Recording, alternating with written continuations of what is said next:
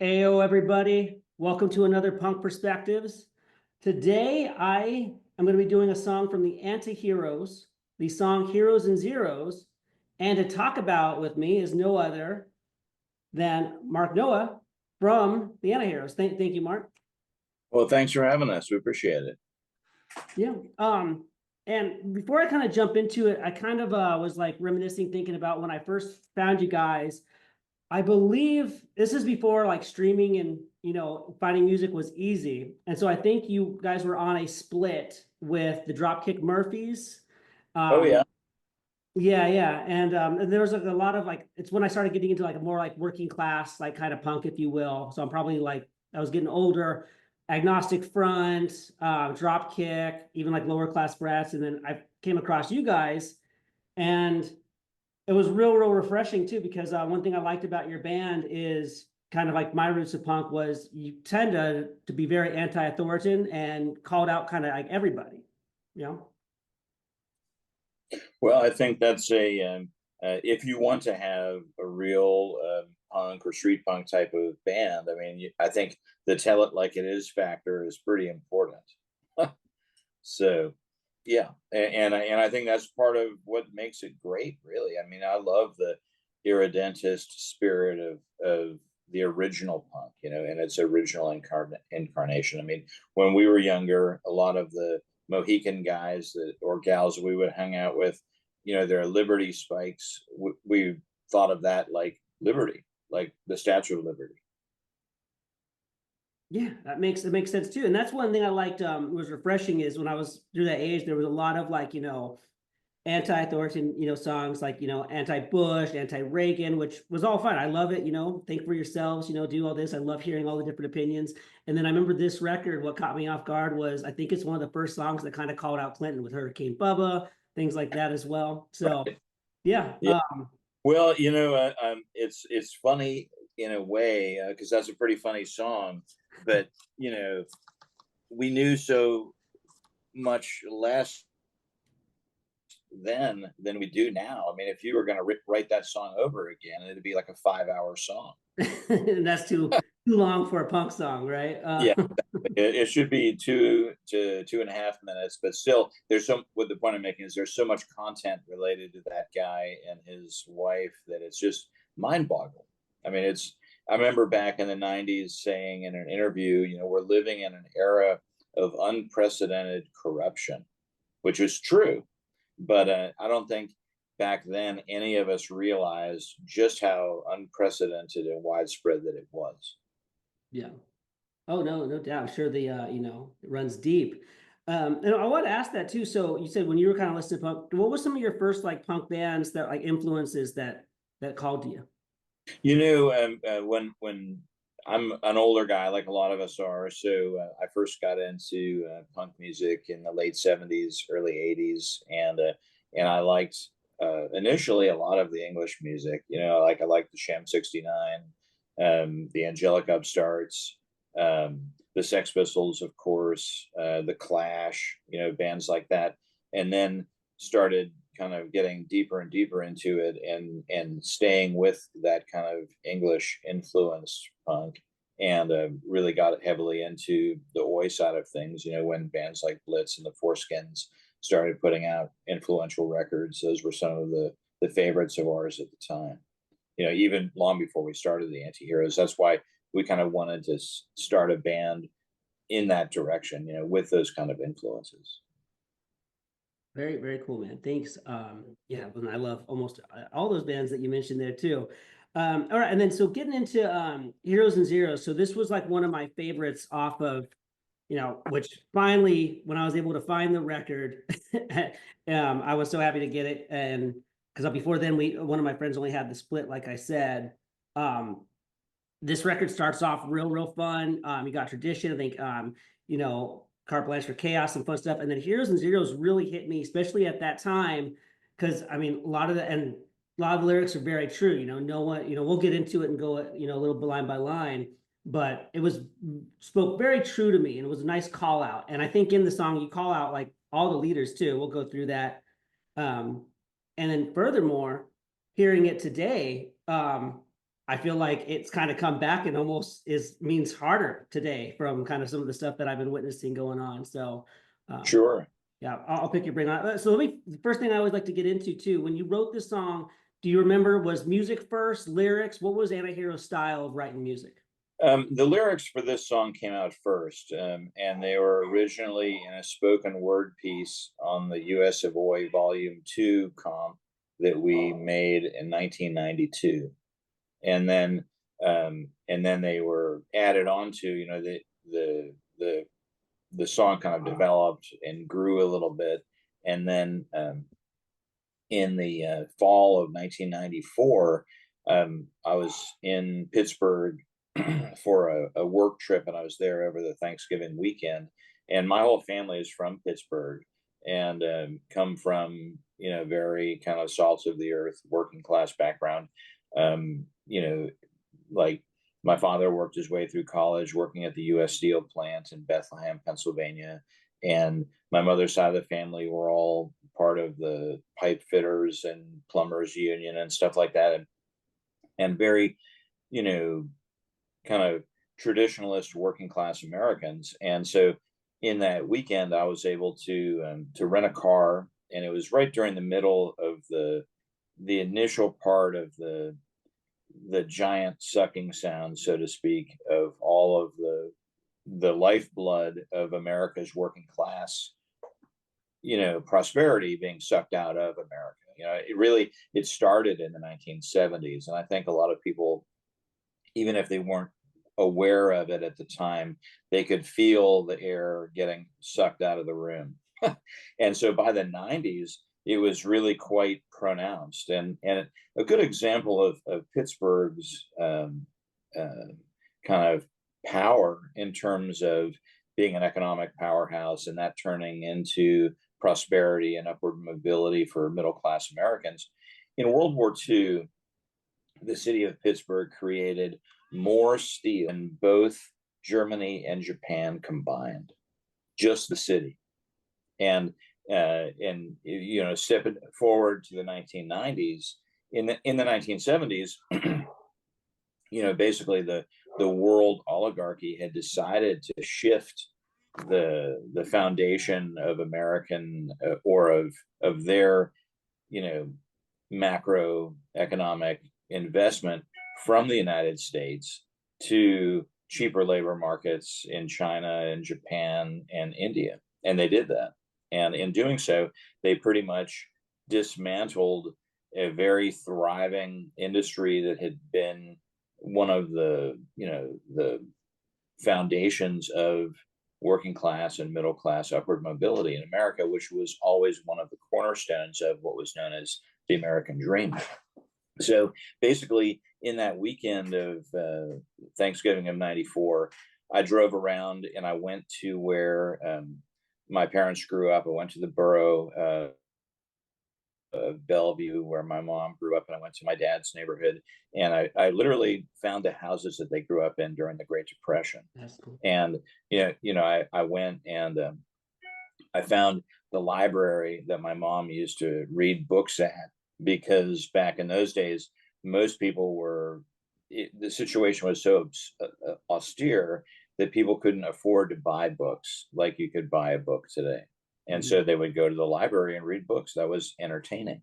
And that was part of their education. So I went to all those different places and saw those things. And then I went to the orphanage where my mother had been put with her brother during the Great Depression, when her parents were too destitute to take care of them, which was an unfortunately very common thing that happened in America during the Great Depression.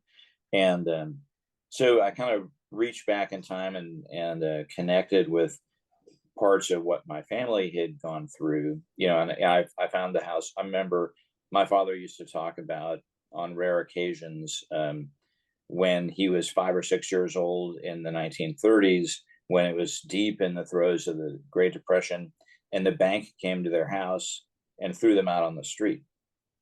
So it was pretty neat to be able to go back in time and find those places and kind of connect to that.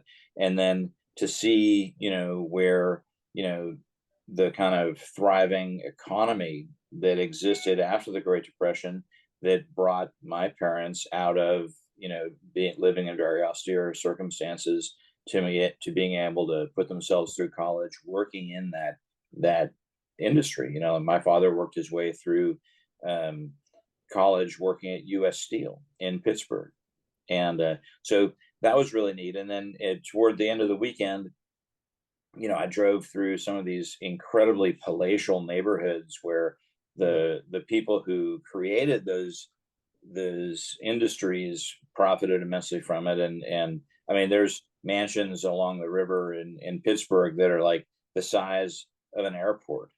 But it's kind of neat to see that. And but at any rate, then I went down to Bethlehem Steelworks and to the Homestead Steelworks, where my dad had worked when he was in college, to see what was there, and they were just gone. And there was like a historical marker standing up and trash laying all around and stuff like that. And it was just acres and acres of what had been kind of the bedrock of American economy in that area had been bulldozed, and there was old twisted pieces of metal hanging around, and just it was like a parking lot. And so that kind of stark contrast led to me putting that song together, or finishing it up as it had started earlier, because to see, kind of the path that my family had taken that had worked really well for them, and then to see how, it had turned out, today, instead of taking kids out of high school and putting them in college like our country could do, Right. or putting them in jobs where they could make enough money where they could have a future, which our country could do also. Today, we're just giving them, hey, you can get out of high school and go sling burgers at McDonald's for a zero future life. You could go sell drugs on the street corner that are basically being imported by the globalist oligarchs through our own government, and shoot each other and be dead by the time you're 20 years old. That's the difference between what existed then and what exists now. And like you said in the question, what exists now related to this song is far worse than it was in the 90s. Yeah. That's By what's kind of far. scary. Yeah. Yeah. It's exponentially worse. And it's just, I mean, I'm not the only person in the country who is just heartbroken every time they turn on their news feed, and you see like the summer weekend of July 4th, 65 people shot in the city of Chicago. It's all drug violence. It's all completely avoidable, and yet it's everywhere in America. And it's kind of like what the system wants. While they seek to break down the foundations of what made an incredibly powerful, freedom-loving population, and turn everyone back into serfs again. And so that's what this song was about back then. And yeah, and it's cool that you're interviewing us about it now, because you're right, it is more relevant now than it was then. Yeah, man. And that's like kind of like, and that's probably why the song is so good to me, is it sounds like there's a lot of truth in there. I mean, not only kind of like you said there, the working class that made steels to help us probably, win the war over there. And then everything else it did for our, economy. And then it feels like these elitists and stuff, they come in and they don't care about us. And, what should be the heroes of this country do. They get treated like zeros. And when I listened to it, it was a little bit later, but it was kind of the same thing like that. There's a line there. Again, I'll read it lyric by lyric here, but the outsourcing of jobs became crazy. People Oh, were it's relatives I immoral. knew. Yeah, and it's much more so than just simple avarice. My personal feeling, now as an older person and having studied and experienced this kind of stuff over the course of decades, I think the interest in destroying the freedom loving and therefore strong and powerful American middle class and working class has been part of the plan. It's not like it just happened because they decided they could make more money switching all these industries over to China or to Japan like they did in the 70s. it's been part of the plan. Yeah, I mean, the concept, when you really look at the broad picture, Mhm. is that, oligarchs like Elon Musk and George Soros are small potatoes compared to the real oligarchy that essentially runs all of the Western countries from the background, and their money goes back to like before the Greek and Roman empires.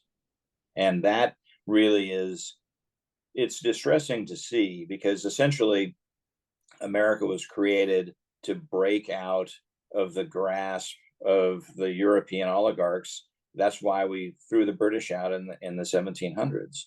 And when they tried to recapture America in the War of 1812 and they failed, their next move was to try to recapture America from the inside.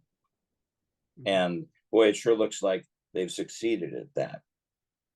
Yeah, I think again, and that's what I liked about punk music. When you look at history, things like that, you don't have to, I think, be too intelligent to start noticing the pattern of the elitists typically want the working classes stuff to kind of fight with themselves, keep them, on the boot. Like Right. you said, yeah, States, we kind of started off with this very free spirit, and punk music free spirit as well. And so, yeah, if you don't mind that, let me dive into it.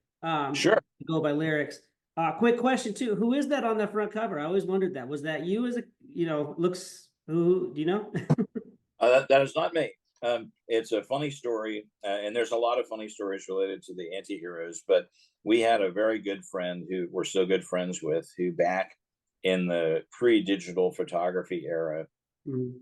he was a branch manager of the biggest photo development company in Atlanta, and they developed hundreds of thousands of rolls of actual film for people, for everything, like shoot pictures of your kid's birthday party to, they did all this stuff, and they developed all the film for the Atlanta City Crime Lab. Oh so yeah.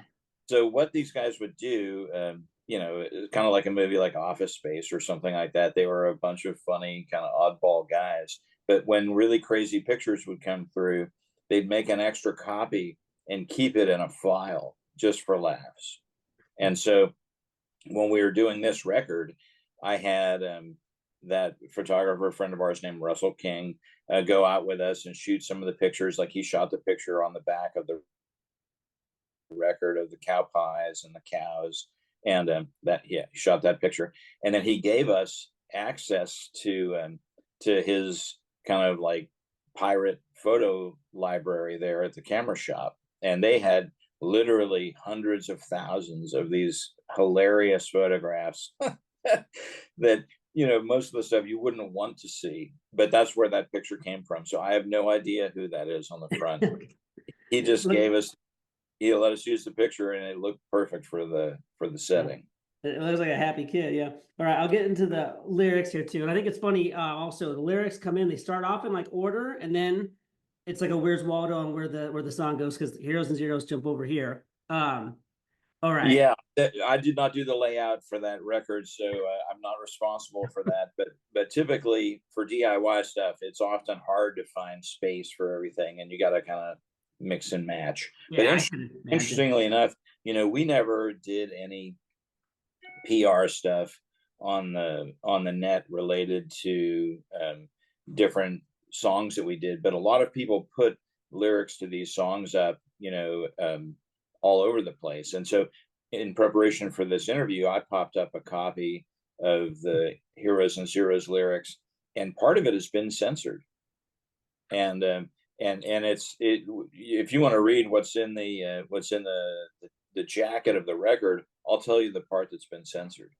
Okay, yeah, that'd be cool too. It seems so sacrilegious to censor a punk band. I mean, come on. Very common. I mean, even if it wasn't a punk band, I mean, today we're living in this kind of high-tech digital reality where they're using computer algorithms to determine what you're allowed to see.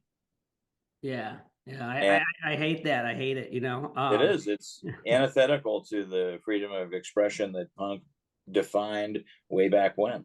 Yeah, my thing always, if you don't like it, turn it off. That's just that was always the Right. ethos, right? Or So, don't buy it. Yeah, exactly.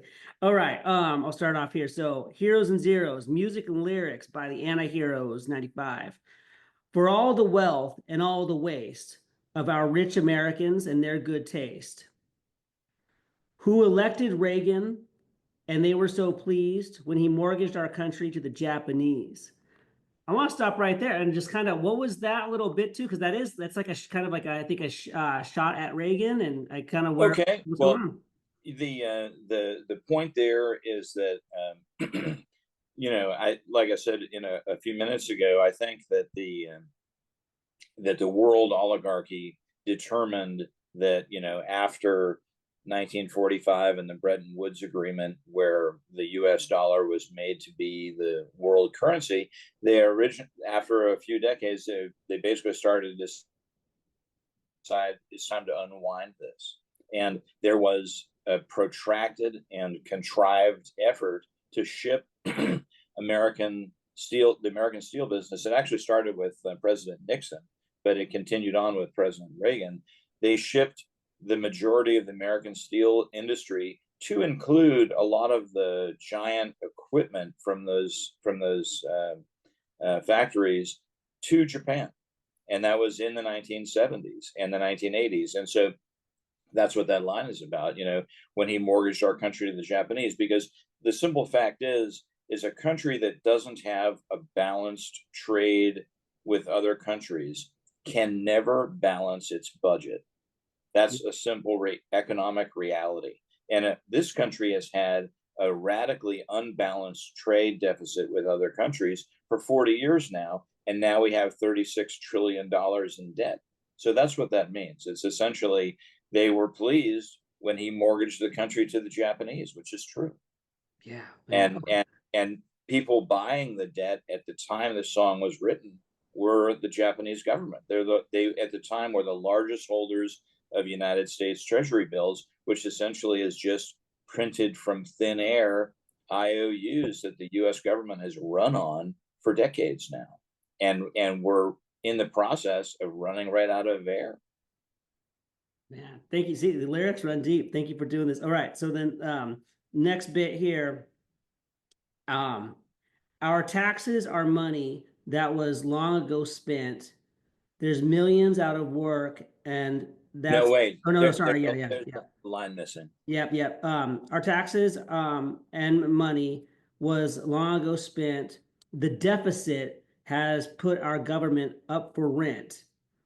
There you go, and that's kind of what you just talked about there. Yes. Yeah. Yeah. All right. And then here we go. There's millions out of work, and that's nothing new. No one will take notice, not people like you.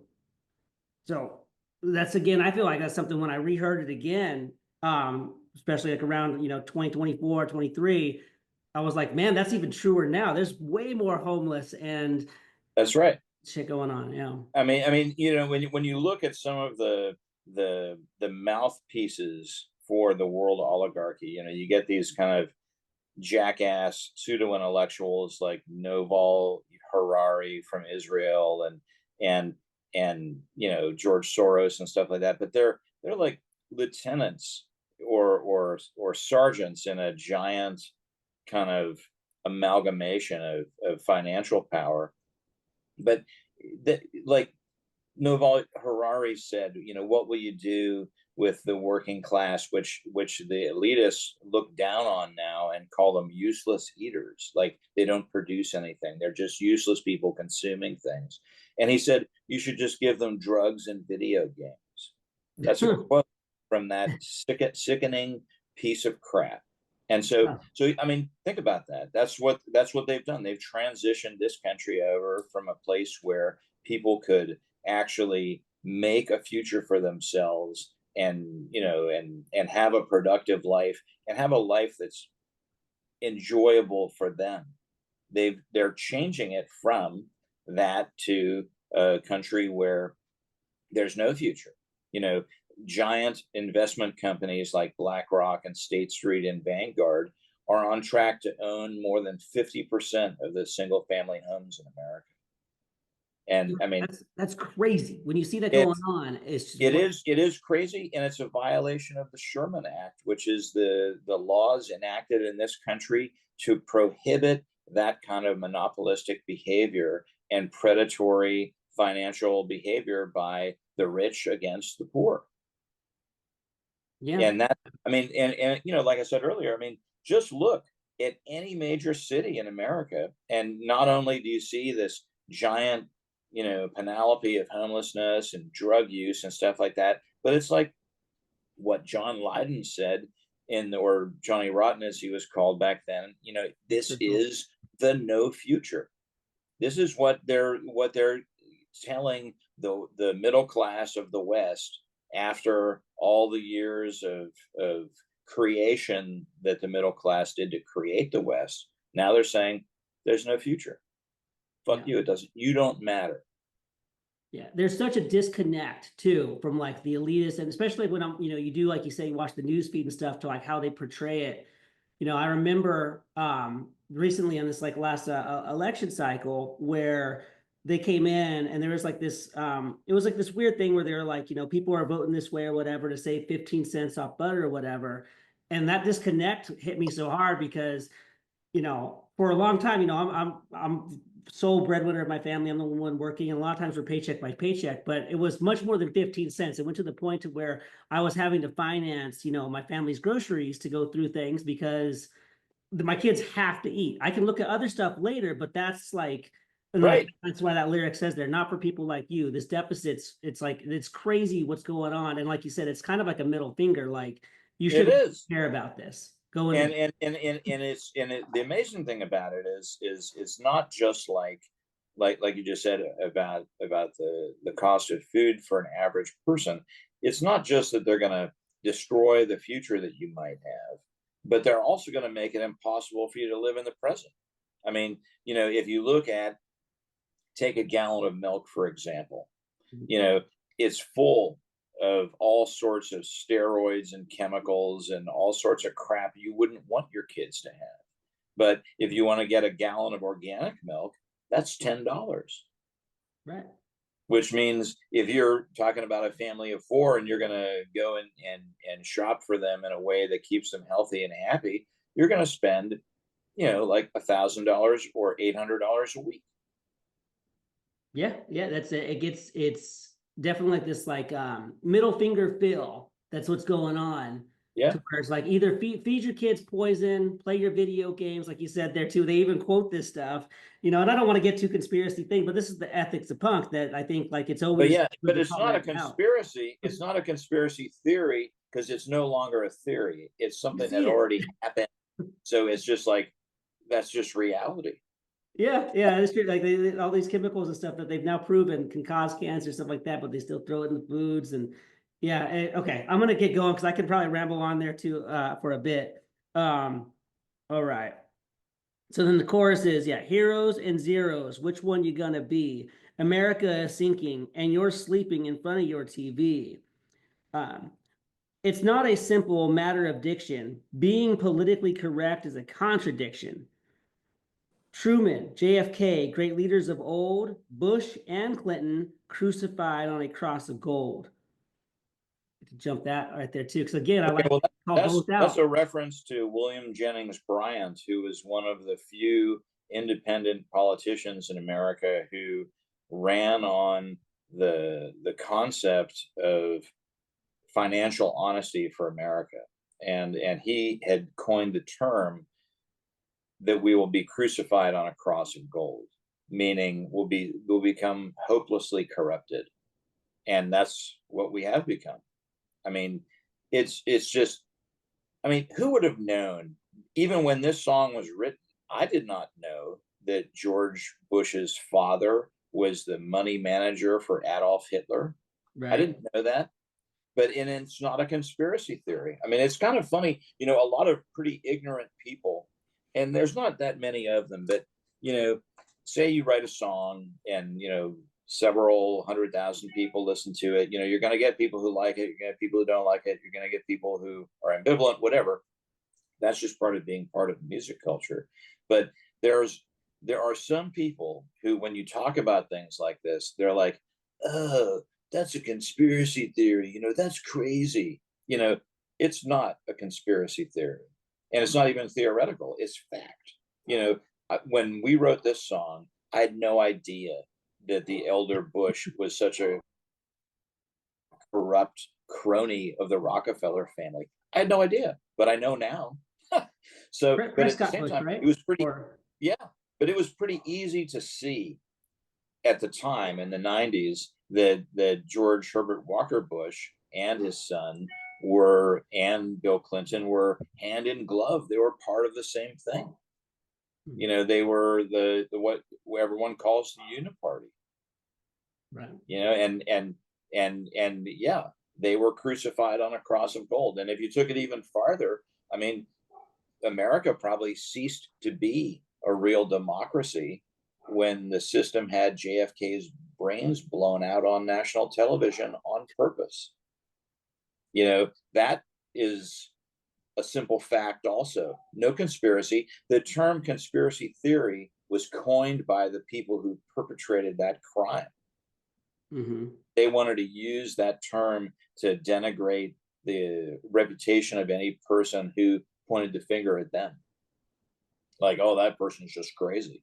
But yeah, now, how many years later, 70, almost 70 years later, 68 years later, JFK's killers were the fucking CIA.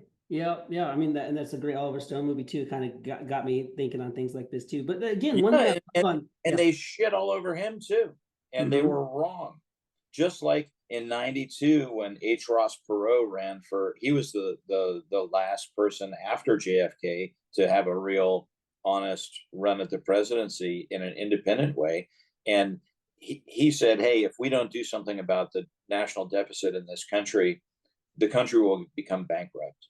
And he had all these charts with the parabolic curve for it. And they made fun of him for the size of his ears, for his folksy Texas accent, and they said he was a nerd because he talked about facts and figures too much, all of which is just like geared for idiocracy. It's geared for stupid people to do that kind of nonsense.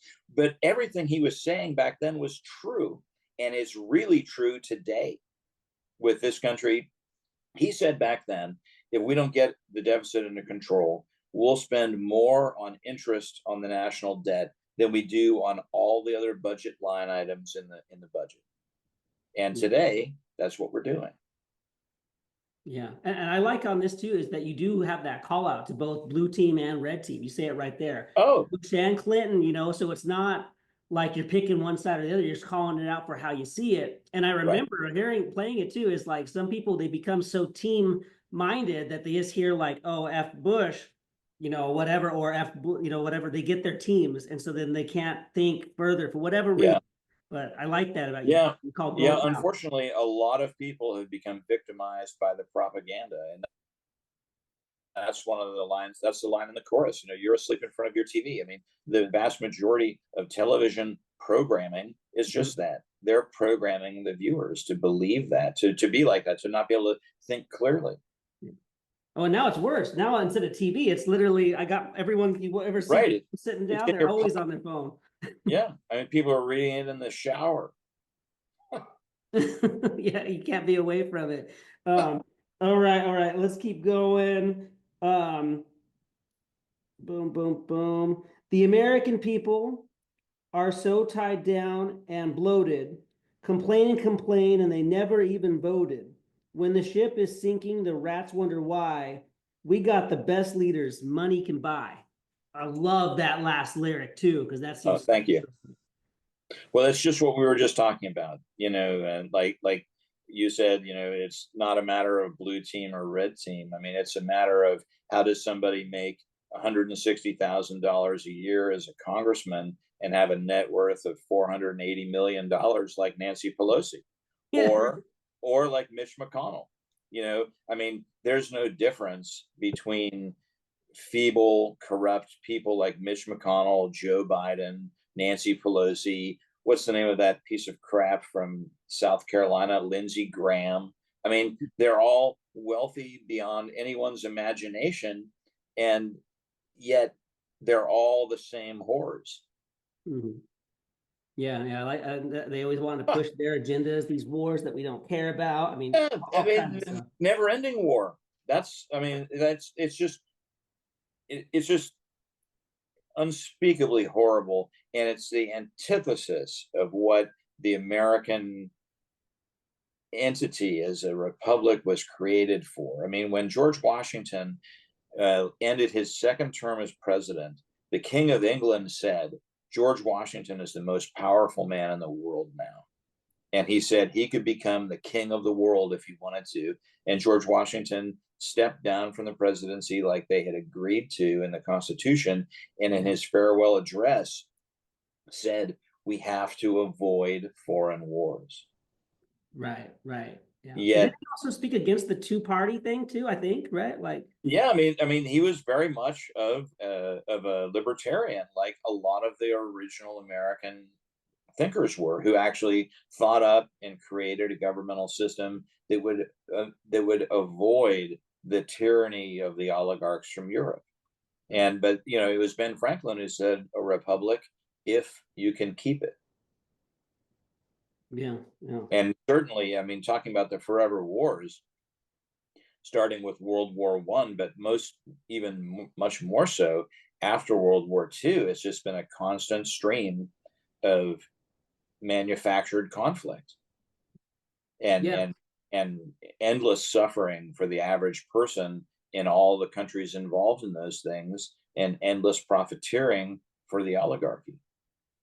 Yeah, and that's one thing I've seen that's gone from like, team versus team, growing up, it was very much, red team.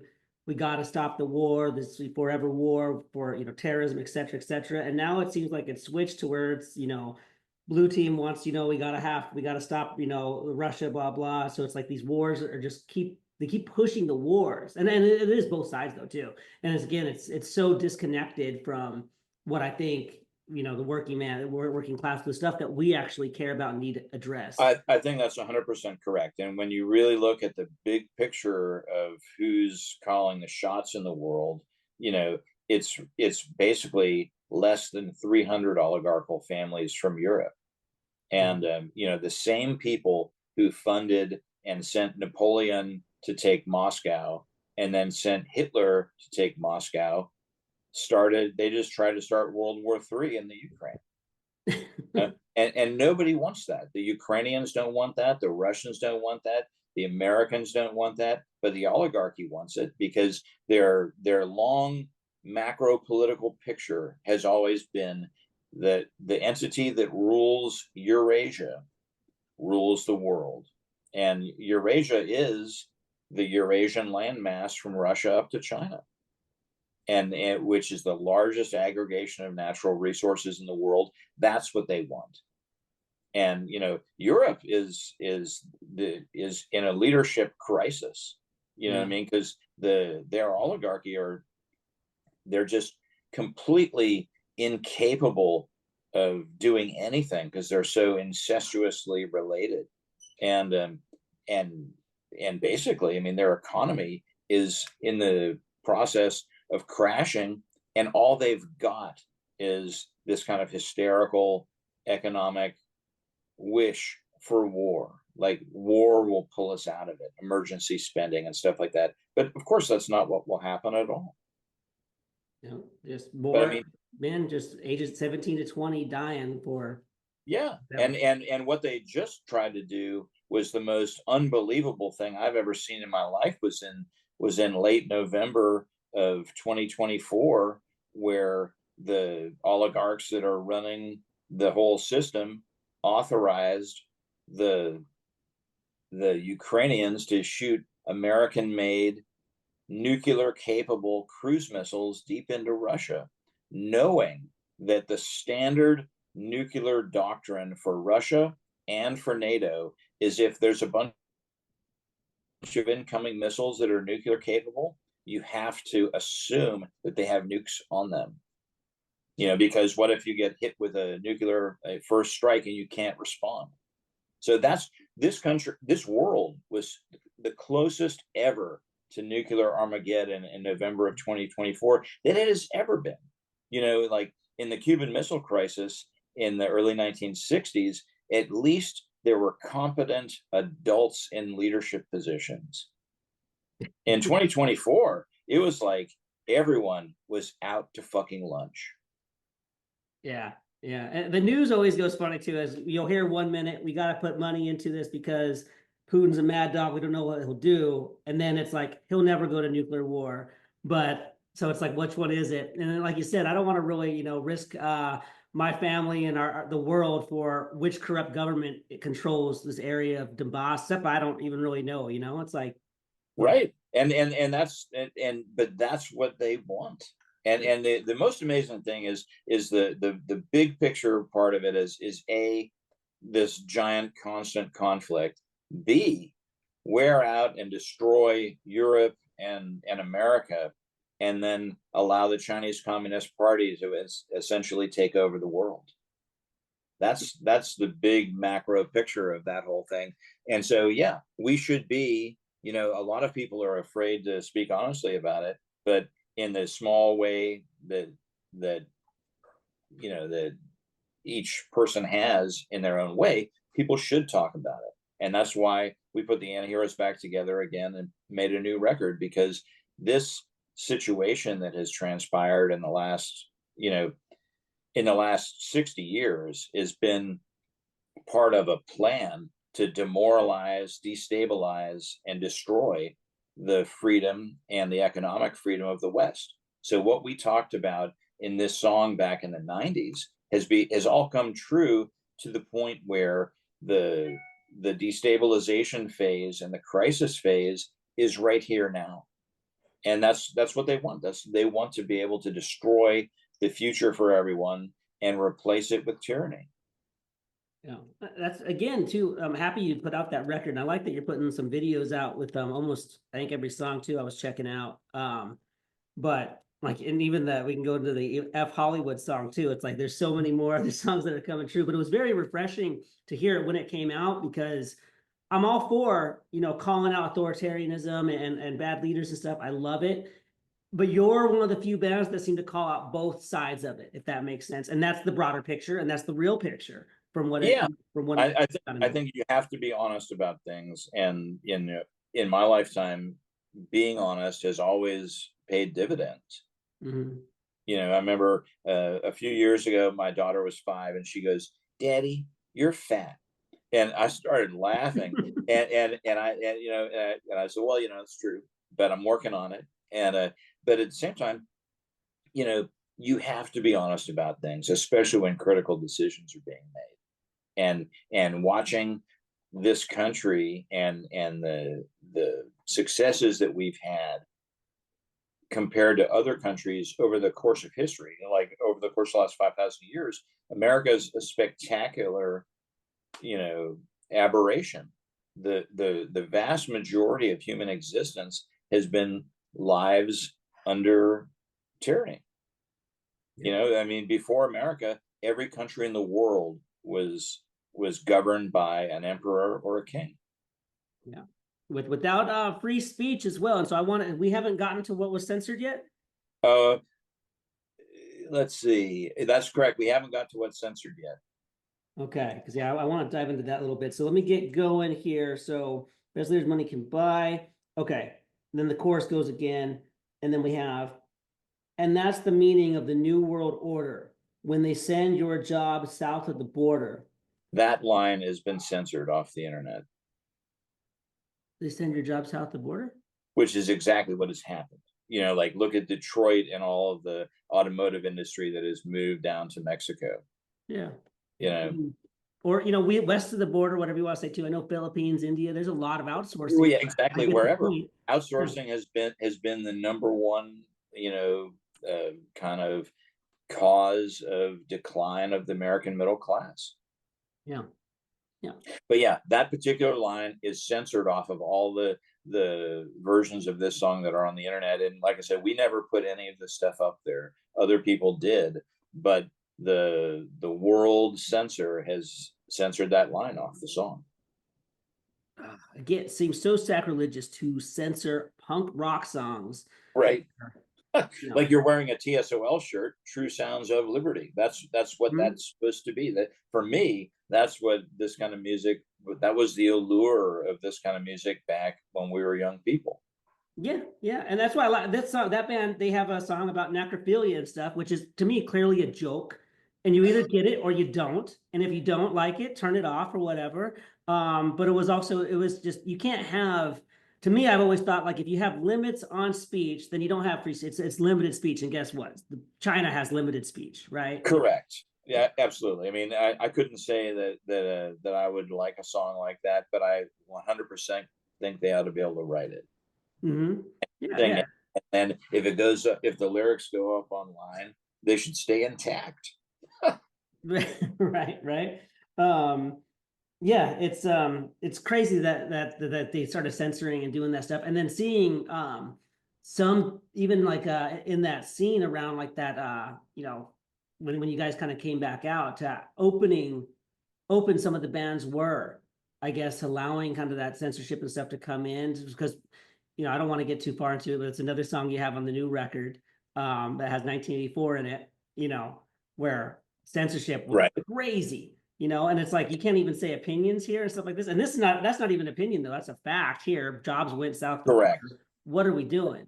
You censoring Yeah, facts? that really is correct. But one of the things that happened with that level of censorship is that was government funded psychological warfare operations. That was the U.S. government and the Western nations from Europe forcibly censoring people and using a lot of money to make it happen. Yeah, yeah. All right, let me continue with it. Once there were acres of factories, now it's rusted metal and dirt. Once there were worked proud families, now they nurture the only hurt. You could climb the ladder, make your dreams come true. We, the bottom rungs, are When gone. Yeah, when the bottom rungs are gone, there's no future left for you. Okay, when it says it in here, so when the bottom rungs are gone, there's no future left for you. No one's got a plan, and no one gives a damn for the working man, the American. Yeah, or the American, and then it goes into the chorus of the American hero or zero. Yeah, yeah. That last line is what really hit me too, because that again, kind of going back to when they came at me and they were, again, don't like, either team, but how disconnected they were about even like the cost of food going up, saying it was 5 cents or something. It was like, Oh, a little bit it's more than that. incredible. I mean, it is so incredible when you look at the giant picture and like you're saying, the disconnect. Because a lot of like Washington D.C. has the three wealthiest suburbs in the country outside of it. Hmm. I mean, picture that. Yeah. And it just shows you the level of corruption that has existed in a way that the government was never supposed to exist in the first place. But the crazy and scandalous level of money that has been sucked out of the country and created that kind of Marie Antoinette disconnected wealthy class of people, they have no idea what they're ruling. You Yeah. know, And the fact that they don't care about it. See, there's like that George Carlin joke where it's like, right? it's a big club, we're not in it. Yeah, that's absolutely right. And he is a very prescient thinker, in my viewpoint, and obviously a very funny person or a very kind of iconoclastic speaker as well. But yes, there's a big club, and you're not in it, and they don't care to even let you know about it. Yeah, yeah.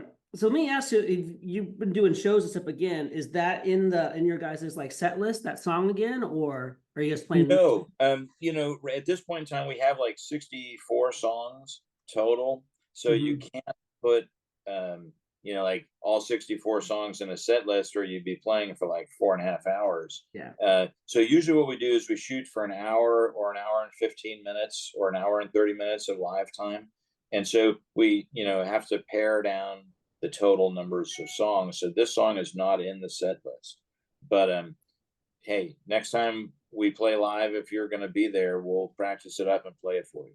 Yeah, I would love that. Love that. Let me ask you too, because one thing I think it's interesting about your band is like, in the punk rock scene, it seems like you were almost like the punk rocks or the misfits of the scene, because a lot of times you'd call you know, things out on both sides, like we were just talking, things like that.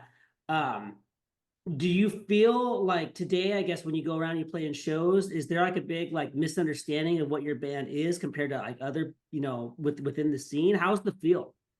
I don't think there's a misunderstanding at all. And I'll tell you specifically how that relates. You know, like this summer we played a show in Germany, and there was like 600 or 700 people there. It was sold out months before we got there, and everything went great. There wasn't any fighting. There weren't any, boneheads show up. There was nothing. It was just a great Oi weekend, and it was well organized. The people who put it on were really nice, did a really great job. So there was not an issue, And then in earlier shows that we've done in the States, in Europe, as well as in Canada, they've all gone really well since we reformed and put out this new record. Yeah, and again, sometimes it's refreshing because you call out like all sides, you know, as we just saw there, whether it was, you know, team red, team blue, whatever, you're calling out to stuff. And again, your band's always been, you know, think for yourself. There's no racism in, you know, in any of the songs. Um, it's very clear if you actually listen to you guys kind of where you're coming from, but you seem to Yeah. get this weird hate stuff too. So I want to ask you this rumor mill. It sounds like it may have been going on for a while. Is it true that when the movie American History X came out, they tried throwing your band shirt or something on one of the Nazi guys? Well, in to step it back from there, Yeah. when the movie American History X was being created, Yeah. they reached out to Tang Records, who had put out the American Pie record, Yeah. and said, "Can we use the band's logo and their music in the movie?" And we said, no, absolutely no, Right. because it was, like I said, we had some of the most unpleasant experiences of our lives, you know, fighting it out with a bunch of the neo-Nazi dudes in the 80s. And why would we want to have anything to do with a movie like that? And so we said not just no, but fuck no. And then they used the logo, and put it on one of the lead idiots in the movie. And so we sued them, and we won. And they had to edit the movie. They had to take it out of the theaters while they edited it, and then put it back in, and all this kind of stuff. And I mean, whatever. It was a huge pain in the ass. But at the time, New Line Cinemas was the largest movie company in America, and it was just us taking them on. And at night they'd call my house at like 2 in the morning and say, we're gonna fuck you up, and you're gonna get destroyed in court. You're gonna lose everything. And then the next day they'd have some guy call and go, "Can't we make a deal?" and all this kind of stuff. And I mean, it was really nasty. God damn. And but Wow. the more they tried to screw with us, the more we responded in a forthright way, and so we won. And it was total bullshit, but whatever. I mean, that's Mhm. like if somebody wanted to use that TSOL shirt in their movie. I mean, they'd have to ask, because that belongs to them. Right. Well, especially where it was what it was representing on there too, is Correct. you're throwing it on something your band's very, very against, right? And I think that, I mean, didn't you? I read somewhere your grandparents fought in World War II. You know, you get your Well, I family mean, our, fought our whole Nazis. our whole family, like most working class families in America, served in the military when required to. Like our family's from Pittsburgh. They fought against slavery in the Civil War. They fought in World War I. They fought in World War II. My dad served in Vietnam and Korea, stuff like that. So, I mean, for us, the whole, you know, relationship to that kind of nonsense was just completely unacceptable. Plus, in the 80s, it was, from like 1988 till the American Oi scene pretty much destroyed itself in 1989. It was like a nonstop street fight with all those Mhm. people. And why would we want to have anything to do with it? And, Yeah. even without seeing the movie, it was obvious the way they would cage it. I mean, there's never been a Hollywood movie made about that subject that's ever done it right. Mhm, mhm. Um, yeah, just what and no apology, nothing then, even after they lost, just, okay, that's what it is, like, Well, I mean, I think when with their apology would be, you have to sign a non-disclosure agreement to agree to the settlement, which we did, and that's fine. We're not allowed to talk about the details and whatever. okay. I hope I Who didn't cares? get you in trouble for it then. What's that?